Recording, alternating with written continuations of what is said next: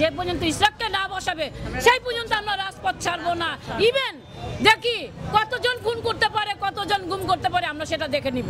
আসিফ মাহমুদের বাবা এবং তার সম্পর্কে অনেক অভিযোগ, কিন্তু আমাদের একজন কেন সৎ ব্যক্তিকে দিতে চায় না, এটা তো আমরা আশ্চর্য হয়ে যাই। একজন যোগ্য সন্তান ইসরাক ভাই, কিন্তু তার মেয়র হওয়ার যোগ্যতা সব দিক দিয়ে আছে, কিন্তু তার যদি কোনো প্রবলেম থাকে, কোনো সমস্যা থাকে, সরকার দেখাক আপনাদের, আমরা দেখি কি কারণে, কেন, কি বিষয়তে সে দিচ্ছে না। রাস্তাঘাটে কি যে অবস্থা, কি যে আমাদের চলাফেরার আমরা নিজেরাও বলতে পারতেছি না, মানে এমন। আর সে মেয়র না আসা পথে আমাদের এত হেল্প করেছে নগরের, যেটা বলার বাইরে। আর সে যদি আসে পদে তাহলে আমাদের কতটা উপকার হবে আপনারাই বলেন। কিন্তু আমাদের একটা দাবি, আমাদের না বলুক, আপনাদের জানাও যে কি কারণে, কি বিষয়, বিষয়টা কি, কেন তারা এরকম ছয়নয় করছে, কি কারণে, কি বিষয়, তাদের লাভটা কি। উনি যে আসলে বাংলাদেশের জনগণ বলতে পারবে উনি কি লোক ছিল, তারই সন্তান, তার চেয়ে আরো অধিক ভালো। আমরা চাই মেয়র পদে ইঞ্জিনিয়ার ইসরাককে বসাক। যে পর্যন্ত ইসরাককে না বসাবে সেই পর্যন্ত আমরা রাজপথ ছাড়বো না। ইভেন দেখি কতজন খুন করতে পারে, কতজন গুম করতে পারে, আমরা সেটা দেখে নিব। আমরা ততদিনই এখানে থাকবো, আর রাজপথে আমরা ছাড়বো না। কারণটা এখানে হলো বড় ধরনের কুণ্ডল ঢুকছে, ষড়যন্ত্র আরম্ভ করছে। তারা কি নিয়ে চিন্তা ভাবনা করতেছে, তাদের কোন ধরনের ধ্যান আছে, সেটা একমাত্র তারা বলতে পারে। তারা প্রকাশ করুক, প্রকাশ করে না, চোরের মতো কেন লুকায় লুকায় কাজ করে। তারা প্রকাশ্যে আসুক যে আমরা এই কারণে এই দোষ আছে ইঞ্জিনিয়ার ইসরাকের, এর জন্য আমরা তাকে সিটে বসাইতেছি না। দেখানোর কোনো ক্ষমতা নাই কোনো মারপুতের। আইনকে আমরা শ্রদ্ধা করি, আইনকে আমরা মানি, কিন্তু আইন যদি আইন যদি না মানে, সেটা তো কোনোদিনও সে মানুষ হতে পারে না। যেহেতু পৃথিবীর সবাই আইন মানে, আইন মানলে ইঞ্জিনিয়ার ইসরাককে আপনার নগর ভবনের সিটে বসাতে হবে। কেন বসে হচ্ছে না? এখানে যে কোনো একটা কুণ্ডল ঢুকছে, দুইটা বিরোধী দলের কুণ্ডল ঢুকছে, দুইটা এখন এটারে আটকায় খেয়ে দিচ্ছে। তারা প্রকাশ করুক ইসরাক সাহেবের কেন তারা বসাইতেছে না, মেন পয়েন্টটা তারা বের করুক। যদি তুমি কোনো দোষ থেকে থাকে সেটা আমরা মাইনা নিব। আমরা চাচ্ছি উনি বিলম্বে বসুন।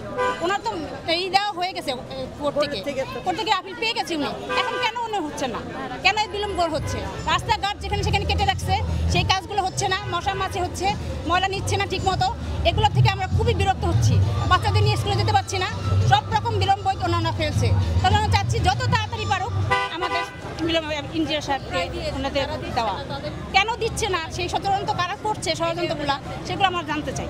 ওনার বাবাও করে গেছেন, উনি যখন ছিল না তখন আমাদের অনেক উপকার করেছেন, যখনই যে কোনো বিপদে বলা হয়েছে উনি তাড়াতাড়ি সেগুলো করছে। এই সমাজে দুর্গন্ধ পচা জায়গায় মশা মাছি বেশি পড়ে, আর দুর্গন্ধ পচা জায়গা হচ্ছে দুর্নীতিবাজ, ঘুষখোর, লুটেরা এবং তদবির বাণিজ্য যারা করে। আবার এর সাথে ওই মশা মাছি যারা এই সমস্ত জায়গায় দালালি চিটারি করে বিভিন্ন জায়গায় নিয়ে আসে। এখানে আমি বুঝতে পারছি না যে কেন আজকে তাকে বসতে দিচ্ছে না। এটা একটা ষড়যন্ত্র, এবং এই ষড়যন্ত্রটা হচ্ছে যে অন্তর্বর্তীকালীন সরকারের ছত্রছায়া যারা আছে সেই ষড়যন্ত্র হতে পারে, নতুবা এই সরকারের ছত্রছায়া যদি না থাকে কোনোভাবে এখানে ঠেকানোর কথা না। এবং আপনারা জানেন যে জনতার মেয়র নামে খ্যাত আজকে না, যেদিন নির্বাচন হয়েছে সেই দিন, এবং সেই নির্বাচন ছিল একেবারে অবৈধ, অনৈতিক, কারো ভোট কেউ দিতে পারেনি। আমি বৃদ্ধ লোক অনেকের ওই সময় সাক্ষাৎকার নিয়েছি, আমার নিজের শাশুড়ি 85 বছর বয়স, বলছে আমি একটু ভোট দিতে যাব। আমি নিষেধ করার পরও গিয়েছে আমার ছেলেকে নিয়ে, সেখানে যাই দেখে তার ভোট দেওয়া হয়ে গেছে। ওই আসছেন যখন আপনিও একটা দিয়ে যান, এরকম যে বিষয়গুলো। এবং সেটা ছিল সম্পূর্ণ বিতর্কিত, ইভিএম কোনো কার্যকারী ছিল না, যেখানেই ভোট দিক সেই ভোটটা যাইয়া তাদের প্রার্থীর ওখানে পড়েছে।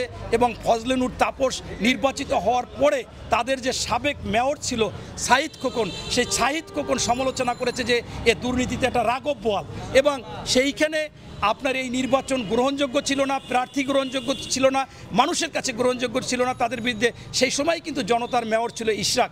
এই ইশরাক এখানে কাজ করবে, এটাই স্বাভাবিক। সর্বোচ্চ আদালত আপনার সেখান থেকে তাকে রায় দিয়েছে, এবং নির্বাচন কমিশন প্রজ্ঞাপন জারি করেছে।